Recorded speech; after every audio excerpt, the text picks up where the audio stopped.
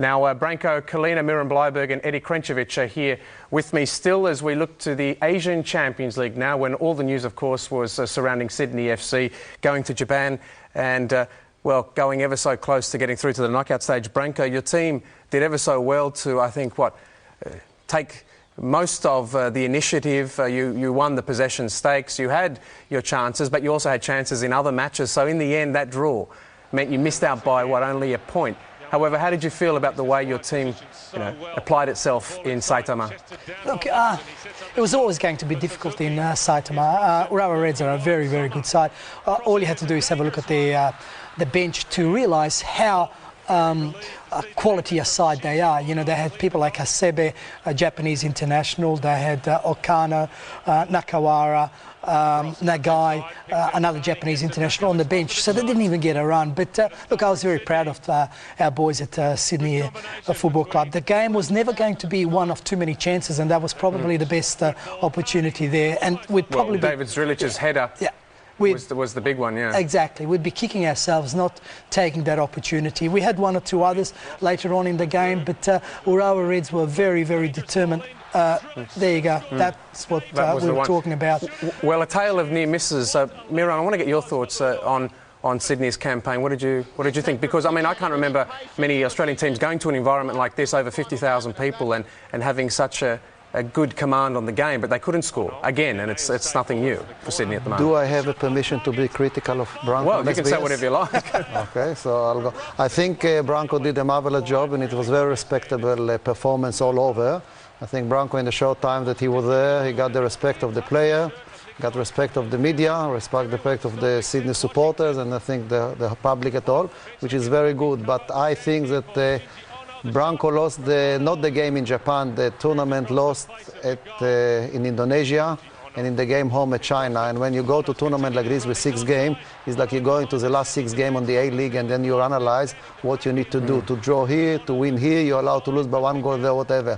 And I think the plan was missing. When we in Indonesia play in an unhuman condition, and Sydney from memory was 1-0 up, maybe there was a time to close the game and to go with 1-0 or a draw, and not to try to win the game. And in the end, we look like a bunch of amateurs because the player couldn't handle the condition, the humid condition. I don't know. What do you think, Branko? Is that a fair criticism? Look, if you go back and analyse everything, there's many games, including the one Miran's talking about, that we could have handled differently. I think it's very hard to close the game off after 8 minutes, which was when we took the lead in Indonesia. But look, the game was there. The chances were there. You've got to be good enough to take them. We weren't good enough, and there's many reasons, including, as I said, the preparation for the Persik game.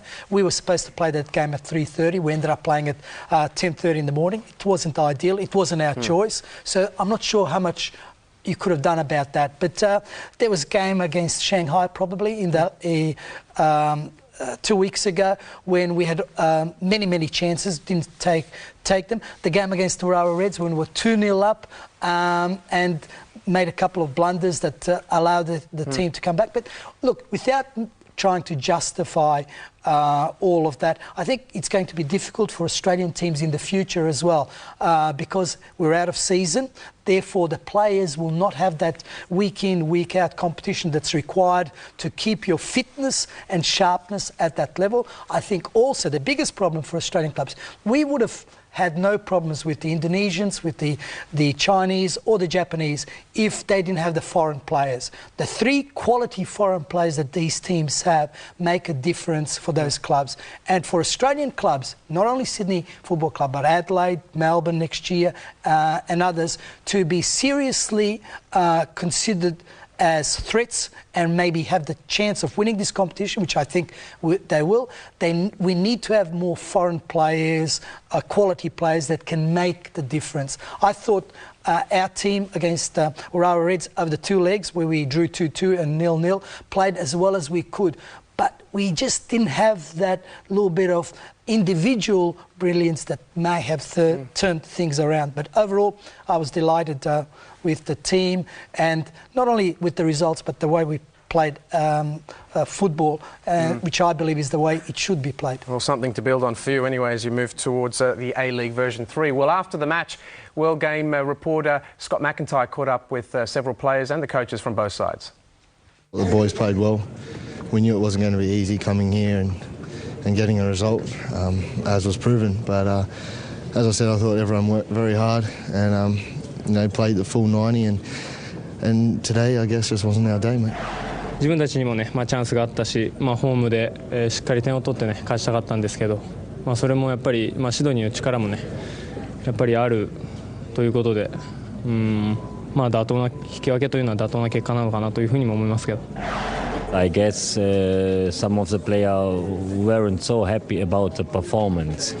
Now everybody is relieved, everybody is happy that we're in the next round, but I think directly after the game some of them were not happy about the performance. We're disappointed, mate. I think, because we came here, I think we played well, well enough to probably have come away with a win. But, again, like last game, we didn't have that killer instinct and we didn't, put away our chances, which has cost us, You talk about the change in the way they've played. Your thoughts on the old coach were well known. Do you put those changes down to Branko? 100%. Unquestionably. It's a completely different team. I was told, quite made me laugh anyway, that a lot of the midfielders from last year had neck trouble because watching the ball fly over all the time.